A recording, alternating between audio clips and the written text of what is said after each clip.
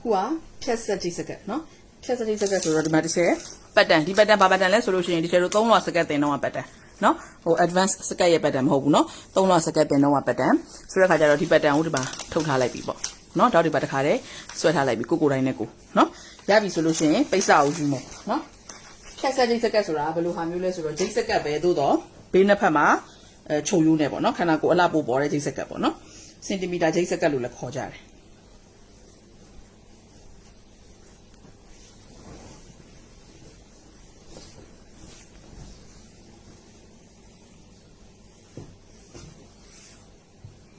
Large booby rock, oh sorry. Look. A large booby rock help me. Not a large booby copy the Kajalution in the chair, D, so told her the down, then be dog, take for me, no?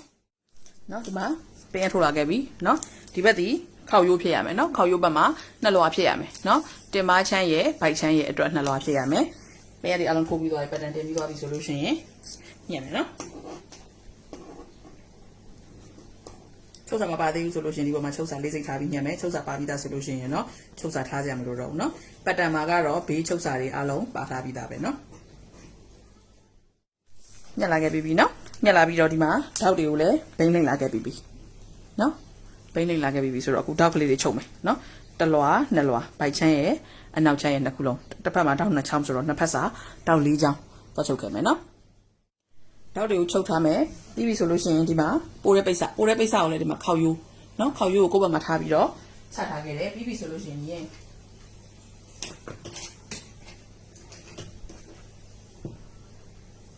Call you any video might say, Conalama, no? Conalama quality dream. No? Call you any Conalama quabido, Malame, no? Or up a gong bono, Elena. Take a lay. Out. Only a lot, Malagono. The yellow sheet is solution of leaving a lot of comments in the yard. No? Conalama go, Malate. No? Malay BB solution, eh? To bet down that gentleman. I Conalama Yama, no? No? Damn you. Conalama Yama like that. Then BB solution at our pay at the go to Kobe door. No? Con la money out there. Then we swing, pay a day going to, no? Toby, pay the alone, a deep, yammy, no? Yalagavina, Tima, Conalama Chambido, so now I pat down Demido, Bio, a deep Yalagari. Not in my Conalama Chanare, Bio, a deep Yalagari, no? Jabby solution, pure like dog. Pure be the Catalusion, Cherasa Dweme, no? Do I would dress on our but a mazo, Yatare, now Chan, by Chan, will let out the choke baby, no?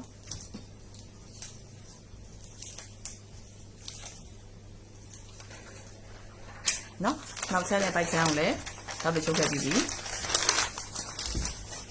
So the Mataloa, the Aloa Pian G, no? The Aloa Pian G, she made him, no? BB solution, eh? Oh, now Chan by Chan, now Chan by Chan, oh, now choke the high, no?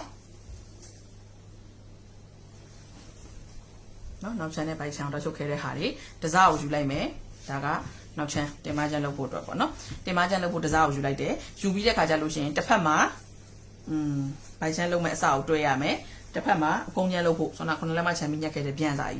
Ediosabo, Doyame, no? Doyame, so a pole the chest in Lame. A pole the chest in Abu, the Pamazo, Malare Beppo, no? Beside Malare, beside Malare Bago, Gumia Sishima Talite. Tale be the Kajalution, Sheraku. Nhà bóng chồng mẹ solution bên mà lao của miếng xì mà tha bị đó tu ye nhà bẹt chèn nó nhà bẹt chèn này bị đó mà cherry nhà bẹt chèn bỏ nó nhà bẹt chèn này mà sau đó nhà lại đâyပြန်giải yếu là trên bùi đó đó là mà chồng giả tha bị đó chồng mẹ nó thì bẹt chèn của cha đó bà lâu mà lên rồi nhé bài chèn ra bỏ nó bài chèn ra này là trên bùi đó đó là mà chồng giả tha bị đó chồng mẹ nó alo solution thì ga a phongပြန်ဝင်သွားမှဖြစ်တဲ့အတွက်ကြောင့်မို့လို့ညာဖုံးဖြစ်တယ်အကယ်လို့ဘယ်ဖုံးဆိုလို့ရှိရင်ဘယ်ဘက်ကနေစာချုပ်မှာပေါ့နော်ဘိုက်ချမ်းလုံးမဲ့ sorry နောက်ချမ်းလုံးမဲ့အစနော်တင်မားချမ်းလုံးမဲ့အစကိုမလှဘူးမျက်စိရှိမှထားတယ်နော်မလှတဲ့ဘက်ကိုမျက်စိရှိမှထားတယ်ထားပြီးတဲ့အခါကျတော့ညာဖုံးချုပ်မယ်ဆိုလို့ရှိရင်ဒီပြန်စာကိုညာဘက်ကချုပ်ဘယ်ဖုံးချုပ်မယ်ဆိုလို့ရှိရင်ပြန်စာကိုဘယ်ဘက်ကချုပ်နော်အဲ့လိုရွေးပြီးသွားပြီဆိုတာနဲ့ကျန်တဲ့တစ်ဖက်ဒီဘိုက်ချမ်းစာတွဲရမယ်ဆိုအလိုလိုသိသွားပြီနော်အားလေးချင်းတွဲခဲ့မယ် မှာတွဲလာခဲ့ပြီနော်ဒါဒီတင်မချန်ဘတ်ချန်ဒီဘက်ကဆွမ်းခုနလက်မချန်ပြီးညက်တဲ့အစားရှိပြမယ်နော်တွဲခဲ့ပြီဆိုလို့ရှိရင်တို့နှစ်ခုကိုအလှချင်းပူလိုက်မယ်ဝင်းပိတ်ဖို့အတွက်နော်အလှချင်းပူမယ်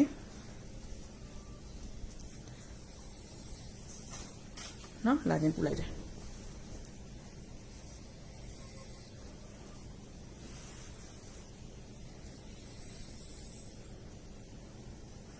နော်ပူပြီးပြီဆိုလို့ရှိရင်အဖျားခောက်မဲ့တူကလည်းခောက်ပေါ့နော်အဖျားမခောက်ပဲနဲ့အနားသားယူထားလို့ဖျားခောက်စရာမလိုတော့ဘူးဆိုတော့သူကလည်းမခောက်နဲ့ဒီမှာအောက်ပိုင်းသိမ့်မယ်အောက်ပိုင်းသိမ့်မှုအတွက်ဒီအလှချင်းပူထားတဲ့ဓာတ်ဆက်ရာနော်အလှချင်းပူထားတဲ့ဓာတ်ဆက်ရာနဲ့အထဲကို3လက်မခွဲဝင်တယ်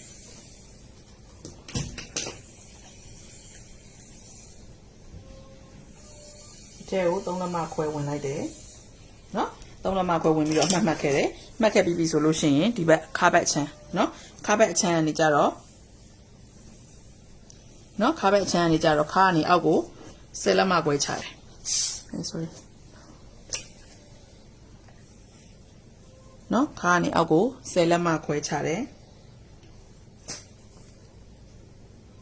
နော်ချပြီးပြီဆိုလို့ရှိရင်အဲ့ဒီမှာအတွင်းကို1လက်မဝင်လိုက်တယ်နော်ဝင်ထားပြီးတော့အဲ့ဒီ1လက်မနဲ့ဆွမ်းတော့3လက်မခွဲနေရနဲ့နော်ဒီ1လက်မနေရနဲ့ဒီ3လက်မခွဲနေရနဲ့နော်ဒီ3လက်မခွဲနေရနဲ့ကိုပေးတဲ့အရှင်နဲ့လှမ်းဆက်မယ်ဆက်ပြီးတော့အဲ့ဒီ3လက်မခွဲနာကနေချုပ်ပြီးတော့တုတ်လာတာဒီ1လက်မခွဲနာအထိဖွင့်ရက်ကလေးပဲချုပ်မယ်နော်ပြီးရင်ဒီဘော်လေးကိုယူပုံစံချုပ်မယ်အဲ့ဒါဆက်ပေါ်ကြရင်ပြပေးမယ်နော်နော်ပူးချုပ်လာခဲ့ပြီဒီမှာ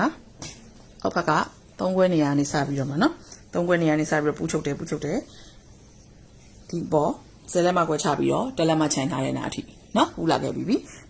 ဆိုလို့ရှိရင်ခြေတော့ဓာတ်ဆက်လိုက်ပြီးတော့ခွဲပြီးတော့မိဘူးတိုက်တယ်ပေါ့နော်ချုပ်ရိုးတွေကို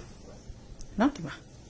ချုပ်ရိုးတွေကိုခွဲပြီးတော့မိဘူးတိုက်ခဲ့တယ်နော်မိဘူးတိုက်ခဲ့တာဒီမှာဒီအပေါ်ကျလို့ရှိရင်ကြတော့ဒီ1လက်မနာအထိပိတ်သွားပြီးတဲ့နာကြလို့ရှိရင်အပေါ်ကိုသူ1လက်မအတိုင်းပဲဆက်ခောက်ပြီးတော့တိုက်သွားတယ်ဆက်ခောက်ပြီးတော့တိုက်သွားတယ်နော်တိုက်ပြီးလို့ရှိရင်ဒီလိုနှစ်ဆပူဒီနှစ်ဆပူကိုဆက်ထဲကိုထည့်မယ်ဓာတ်ဆက်နာကနေကပ်ပြီးတော့မှချုပ်မယ်နော်ချုပ်လာတာဒီ1လက်မခြံထားတဲ့နာကိုကြော်တဲ့ထိချုပ်မယ်နှစ်ဆပူထားတဲ့နာကိုနော်ကြော်တဲ့ထိချုပ်မယ်အလေးကိုထောက်ဘီလေးကိုမှာပြီးတော့ဒဲ့ပြန်ချုပ်မယ်ဒီဘက်ကိုနော်ဒီနေရာနဲ့ဒီဘက်ကိုဒဲချုပ်မယ်ဒီဓာတ်ဆက်နာထိနော်ဒဲချုပ်ပြီးပြီဆိုလို့ရှိရင်အဲ့နာမှာလည်းအဲ့လိုပဲအဲ့လေးကိုထောက်ပြီးတော့ဘီလေးကိုမှာမယ်ပြီးပြီဆိုရင်ဓာတ်ဆက်နာဒီဘောကိုတစ်ခါပြန်ချုပ်သွားမယ်ဒီဘောနာထိချုပ်မယ်နော်အဲ့ဒါကိုယူပုံတန်ချုပ်တယ်လို့ခေါ်တယ်ချုပ်လာခဲ့ပြီနော်ဆိုလို့ရှိရင်ဒီမှာကြည့်ဒီမှာယူပုံစံလေးချုပ်လာတာနော်ဒီလိုချုပ်တယ်ဒီလိုကန့်လန့်ပြန်သွားတယ်နော်ဒီဘက်ကိုတစ်ခါထပ်ချုပ်သွားတယ်နော်ဆိုရင်အခုတစ်ချက်တော့ဒီအစအကြီးဘက်ပေါ့နော်အစအကြီးဘက်ဒီအဖုံးချမ်းနော်အစအကြီးဘက်ဒီပါလဲဆိုတော့အဖုံးချမ်းဆိုတော့သူ့ကိုဥမထွက်အောင်လုပ်မယ်ပေါ့နော်ဆိုတော့ဒီချုပ်ရိုးနားလေးကိုလာလိုက်တယ်ဒီလိုတဝက်ခောက်လိုက်တယ်ဒါမျိုးနော်ဒီမှာအစအကြီးဘက်ချုပ်ရိုးနားဘေးချုပ်ရိုးနားထိလာပြီးတော့တဝက်ခောက်လိုက်တယ်နော်ခောက်ပြီးရင်2လက်မဆွဲတင်မယ်အပေါ်နော်တဝက်ခောက်ပြီးလို့အတိမထပ်ဘူး2လက်မအပေါ်ကိုဆွဲတင်မယ်ဒီဘက်ကနေပြမယ်ဒီမှာကြည့်ဒါမျိုးရမယ်နော်2လက်မဆွဲတင်မယ်အောက်ကို2လက်မချမယ်ဒီဘက်ခေါက်ရိုးကနေအောက်ကို2လက်မချမယ်ချပြီးတဲ့အခါကျလို့ရှိရင်တို့နှစ်ကိုမြင်းအတက်ဆွဲမယ်တစ်ချက်လို့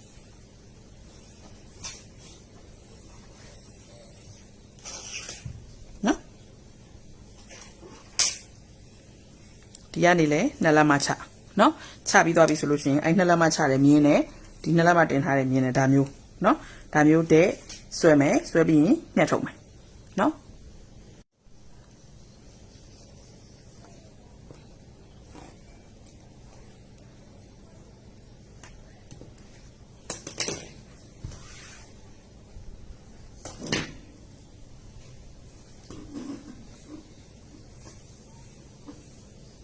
ပိတ်စာတော့ပြော့သည့်အတွက်ကြောင့်သတိထားနော်ဒီဖြတ်စတိစကတ်တို့ဘာတော့ကြတော့လေ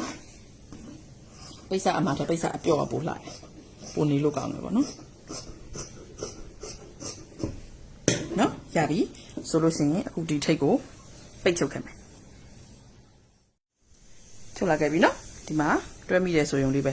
ထိတ်ကလေးကိုပိတ်ချုပ်လာခဲ့တယ်နော်ရပြီဆိုလို့ရှိရင်ချယ်တို့ကပုံမှန်ရိုးရိုးကွင်းချိတ်တွေမှာဆိုလို့ရှိရင်ဒီစုံငံဒီလားဒီဘေးနာပေါ့နော်ဘေးမြင်းနာဒီလိုပြန်ပိတ်တဲ့နာပေါ့ပြန်ပိတ်တဲ့နာလေးမှာ3လက်မလောက်ခွာပြီးတော့3စိတ်တောက်ကလေးထည့်တယ်နော်ဒီလိုပိတ်ချုပ်လိုက်ပြီးပြီဆိုရင်ဒီလိုအဖုံးဘက်ချမ်းမဟုတ်ပဲနဲ့ဒီ ပြန်ပိတ်တဲ့နားလေးပြန်ခောက်တဲ့နားလေးမှာ3လက်မလောက်ခွာပြီးတော့3စိတ်တောက်ကလေးဒါမျိုးလေးထည့်တယ်3စိတ်တောက်ကလေးအောက်ကို2လက်မလောက်အရှိဆောင်းဆောင်းလေးတောက်သေးလေးတစ်ချောင်းထည့်တယ်ပေါ့နော်ဒီအပေါ်ပိုင်းလေးတိတ်နေအောင်လို့ဒီမှာတော့မလို့နော်ဘာလို့မလို့ရလဲဆိုတော့ကျဲတို့ကပတ်တန်နဲ့သွားထားသည့်အတွက်ကြောင့်ဘေးမှာဘေးဆက်ကြောင်းပါတယ်အဲ့ဒီဘေးဆက်ကြောင်းကသူ့ရဲ့ cuff လေးတိုင်းဆွဲထားပြီးသားဖြစ်တာမို့လို့တိတ်ပြီးသားထိတ်ကမလို့နော်တကယ်လို့ကိုကထက်သိမ်းနေလို့ထည့်ကျင်တယ်ဆိုတဲ့သဘောနော်ရတယ်ပြပြတာပေါ့နော်ရိုးကွင်းချက်တွေမှာဆိုလို့ရှိရင်ထည့်တယ်ဆိုတဲ့အကြောင်းပြီးတော့ဒီဘက်အတွင်းချမ်းမှာဆိုလို့ရှိရင်လည်းအဲ့လိုပဲတဝက်ခောက်လိုက်တယ်နော်တဝက်ခောက်ပြီးတဲ့ခါကျလို့ရှိရင်3စိတ်ကြောက်ကလေးတစ်ချောင်းထည့်တယ်ရိုးကွင်းချက်မှာနော်အခုကဖြတ်ဆက်တိတ်ဆက်ကဘေးမှာချုပ်ချောင်းပါပြီးသားအဲ့ဒီချုပ်ချောင်းကလည်းပတ်တန်းတွေထုတ်ထားသည့်အတွက်ကြောင့်မို့လို့တိမ်ပြီးသားမလို့မထည့်ဘူးကြမယ်နော်ထည့်ကျင်တယ်ဆိုတော့ထည့်ပါသဘောဆိုရင်ခုဒါပြီးပြီဆိုတဲ့ခါကျတော့ကပတ်တက်မယ်နော်ကပတ်တက်မယ်ဆိုလို့ရှိရင်စကတ်လက်စင်တွေရဲ့နော်အရှိပိုင်းသင်ခန်းစာတွေမှာဒါတွေအကုန်လုံးသေးသေးထုတ်ပြတာတွေရောဗာတွေရောပြောခဲ့ပြီးသားနော်သို့တော့လက်စင်တွေကြားထဲမှာဟနေတဲ့အတွက်ကြောင့်မို့လို့မမှတ်မိတော့မှဆိုလို့တစ်ခါပြန်ပြောပြတာနော်တကယ်ဆိုကပတ်တက်တာတွေဗာတွေအားလုံးပြောခဲ့ပြီးသားနော်ဆိုရင်ဒီမှာရိုးတစ်ချက်အထက်စင်နဲ့တက်ပြမယ်အထက်စင်မဟုတ်လို့သူပိတ်ဆန်းနဲ့တက်မယ်ဆိုလို့ရှိရင်လေ3လက်မပြား3လက်မခွဲအပြားညှက်ခဲ့မယ်နော်ညှက်ခဲ့ပြီးပြီဆိုလို့ရှိရင်တဝက်ခောက်လိုက်တယ်နော်တဝက်ခောက်ပြီးတော့ဘာလို့လဲမိဘူးတိုက်တယ်တိုက်ပြီးပြီဆိုလို့ရှိရင်ကြံတစ်ဖက်ကိုလေးစိတ်ခောက်တယ်မိဘူးတိုက်တယ်နော်တောက်လျှောက်တာမျိုးလုပ်ခဲ့မယ်ပြီးရင်ကပတ်သွားတက်မယ်ကပတ်တက်မယ်နော်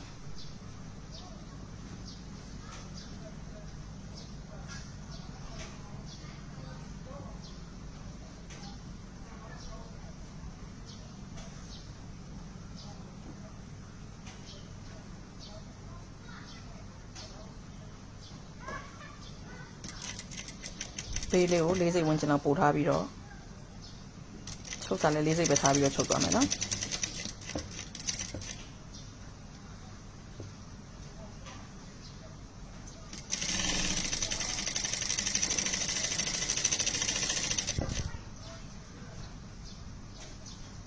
ထောက်လျှောက်ချုပ်မယ်ဟိုဘက်ထိနော်အဆုံးလေးချုပ်လာပြီဆိုလို့ရှိရင်တစ်ဖက်ကိုလှန်လိုက်တယ်နော်လှန်ပြီးတော့ခောက်ပို့ထားခဲ့တာကိုချိုးတယ်တဝက်ပြန်ချိုးတယ်နော်အဲကြတော့မှအလှဘက်ကနေကြည့်ပြီးတော့ချုပ်ပါနော်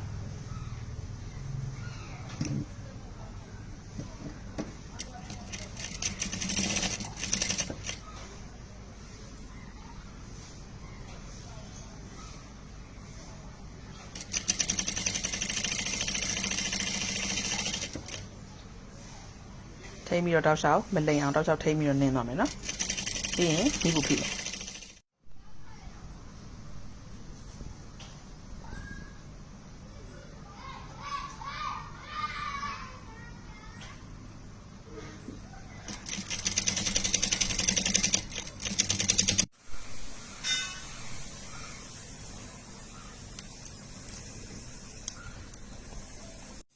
ဒီမှာအခုကပတ်တက်လာခဲ့ပြီနော်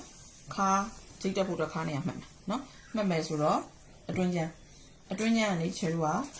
ခါမှတ်လိုက်မယ်နော်သူခါက28ရှိတယ်ဆိုဒီမှာဒီ28ကိုမှတ်မယ်ပေါ့နော်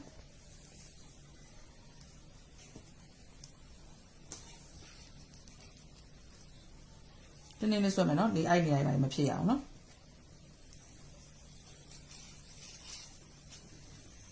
နော်28မှတ်လိုက်တယ်မှတ်ပြီးပြီဆိုလို့ရှိရင်2လက်မလျှော့မယ်နော်2လက်မလျှော့တော့26နေရပေါ့26နေရကိုမှတ်ခဲ့ပြီးမှတ်ခဲ့ပြီနော်ပြီးပြီဆိုရင်ဒီဘိုက်ချန်ကိုအဲ့26နေရမှာလာထိထားလိုက်နော်ထိထားလိုက်ပြီးတော့အဲ့နေရာမှာဒီကြိတ်တက်မယ်ပေါ့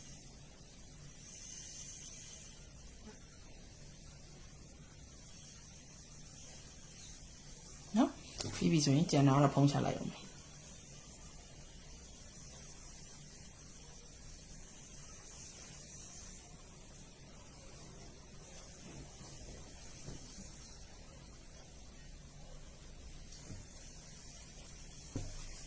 ဆိုလို့ရှိရင်ဒီမှာ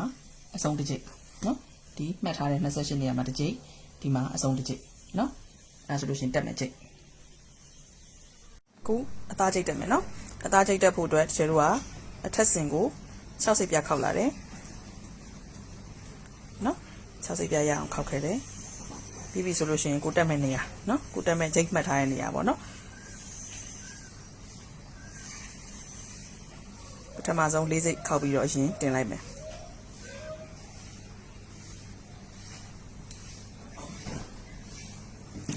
ချိန်မှတ်ထားတဲ့နေရာကနေဘယ်ညာမျှတင်မယ်နော်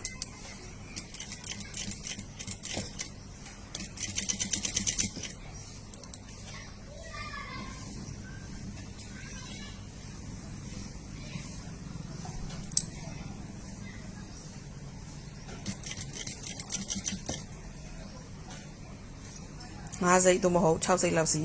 ခောက်ပြီးတော့ချုပ်သွားမယ်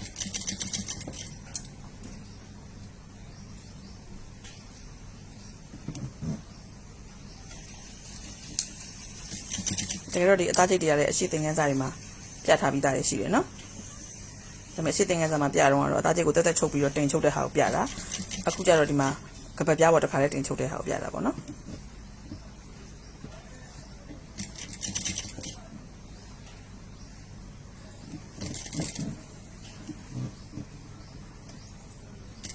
တချမ်းပြီးပြီဆိုရင်နောက်တစ်ချမ်းကိုတော့အစွန်းလေးကနေလိုက်တင်လေးနင်းသွားရုံပဲ